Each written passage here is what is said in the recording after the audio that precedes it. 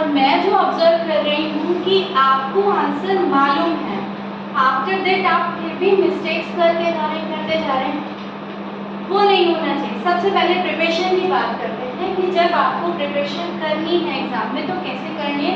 सबसे पहले जो भी आपको सिलेबस गिवन है, आपकी मैम ने आपको सिलेबस दे रखा है, उसको सामने लेकर बैठना है, ठीक है।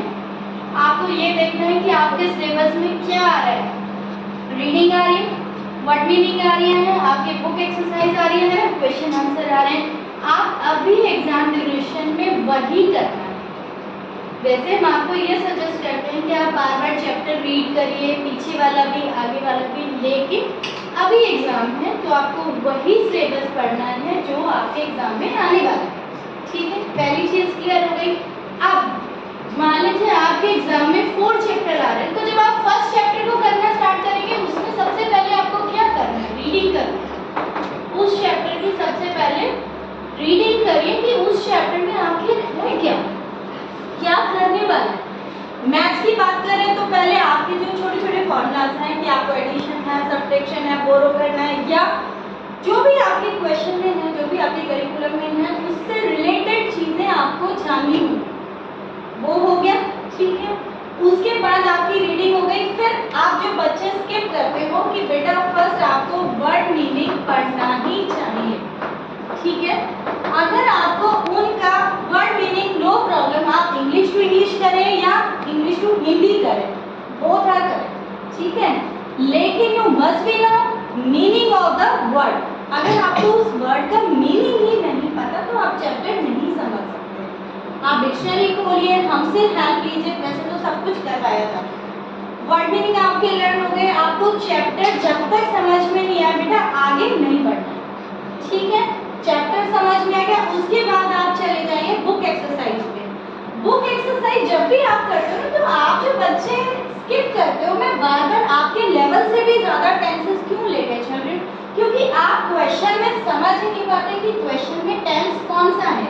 अगर आपके क्वेश्चन में स्टोरी की बात की गई है, हिंदी तो आप सब लिख ही देते हैं, मैं इंग्लिश की बात करूँ, अगर आपकी कोई भी आप स्टोरी पे जा रहे हो और उससे रिलेटेड क्वेश्चन है तो बेटा ध्यान रखना हमेशा वो पास्ट टेंस में ही होगी, या तो पास्ट सिंपल में होगी या पास्ट परफेक्ट में होगी, तो आपको आंसर भी पास्ट में ही देना है। लाइक अगर मान लीजिए डेट से आपका क्वेश्चन स्टार्ट हो रहा होता है तो आप जब आंसर लिखेंगे उसमें वर्ब की फॉर्म सेकंड फॉर्म हो जाएगी, और ये मिस्टेक आप लोग बार बार कर रहे हैं। तो टेंस नहीं बदलना है। आप सोचिए आपकी जो स्टोरी है, मान लीजिए आपने टेलर और एलिफेंट वाली स्टोरी आप कर रहे हो, वो थी पास्ट में और आपने उसका टेंस ही बदल दिया, प्रेजेंट टेंस हो गया, फिर आंसर कैसे लिखेंगे। आप लेटर लिख रहे हैं तो लेटर आप प्रेजेंट टेंस में लिख रहे हो, है ना, तो प्रेजेंट टेंस में ही चलेगा पूरा, उसमें कहीं भी फिर आपकी सेकेंड फॉर्म यूज नहीं हो। और अगर आपके क्वेश्चन में डेट है तो उसमें आपकी वर्ब की सेकेंड फॉर्म ही आपके आंसर में जाएगी। ये मिस्टेक आप लोग बार बार कर रहे हैं। टेंस कभी भी चेंज नहीं करना है, जिस टेंस में आपको क्वेश्चन लिखा गया उसी टेंस में आपका आंसर भी होना चाहिए। तो आप जो मिस्टेक कर रहे हो ना, आप क्वेश्चंस को थोरोली नहीं पढ़ते हो। सबसे पहले क्वेश्चन को थोरोली पढ़िए कि वो कह क्या रहा है, उसका आंसर क्या है। बहुत छोटी छोटी सी चीजें स्किप कर रहे हो और आपको मालूम है, लाइक अभी एक बच्चे ने मिस्टेक की कि मम्मा के फादर को क्या कहते हैं और मम्मा के फादर को क्या कहते हैं, क्या कहते हैं, यस ग्रैंडफादर। ग्रैंडफादर। किसी ने लिखा है आंसर, ग्रैंडफादर कहेंगे, तो क्वेश्चन ही नहीं पढ़ा, और वो वेल नोन है बेटा, वो आपको पता है ना। और भी इसमें चीज में ऐड करूं तो आप ग्रैंडफादर लिखते हो वो भी करेक्ट नहीं है, वो मैटरनल ग्रैंडफादर होना चाहिए। जो भी आपके मम्मा के साइड के रिलेशन में होते हैं वो मैटरनल हो जाता है, समझ गए, मैटरनल हो जाते हैं, और पापा के साइड के वो हो जाते हैं पैटर्नल।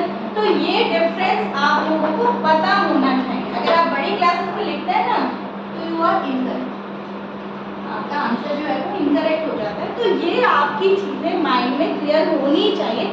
हमें करना क्या है, ये नहीं ये रटा हुआ है, ये देखा ये लिख दिया, ये देखा ये लिख दिया। अब जब टेंस की मैं बात कर रही हूँ तो आपको जो भी ब्रैकेट में correct form of the verb मैंने वीडियो भी शेयर किया आपको, उसमें आपको वर्ब की फॉर्म का हमेशा ध्यान रखना है, अगर क्वेश्चन आपका डू से स्टार्ट हो रहा है तो यहाँ पे वर्ब की फर्स्ट फॉर्म ही आएगी, ठीक है, ध्यान रखना। उसके साथ आईएनजी नहीं लगेगा, कभी नहीं लगेगा। अगर आपका वो स्टार्ट हो रहा है इज एंड आर से, तभी उसी कंडीशन में आपके पास वो आईएनजी लगेगा। उसमें भी डिपेंड करता है, उसमें भी डिपेंड करता है कि अगर वो पैसिव में है तो आईएनजी नहीं लगेगा, पैसिव में भी कुछ कंडीशंस हो जाते हैं। तो आपको देखना है, अगर आपका क्वेश्चन डू या डज से स्टार्ट हो रहा है तो आईएनजी उसमें नहीं लगता वर्ब के फॉर्म में। सेम डिड से स्टार्ट हो रहा है तब भी नहीं लगेगा, फिर वो वर्ब की फर्स्ट फॉर्म हो जाती है। मैं ये कहना चाह रही हूँ कि आप क्वेश्चन को पढ़िए, क्या क्या रहा है, मीनिंग समझिए। और आपको अभी तक सब्जेक्ट और ये सब चीज़ों में भी कंफ्यूजन है बेटा, वो आपके पेपर्स देख के मुझे डेली रियलाइज हो रहा है कि आपको सब्जेक्ट, नाउन, प्रोनाउन वही कॉन्सेप्ट क्लियर नहीं हो रहा अभी। आपको क्या बनना है, लट्टू तुक्का बनना है?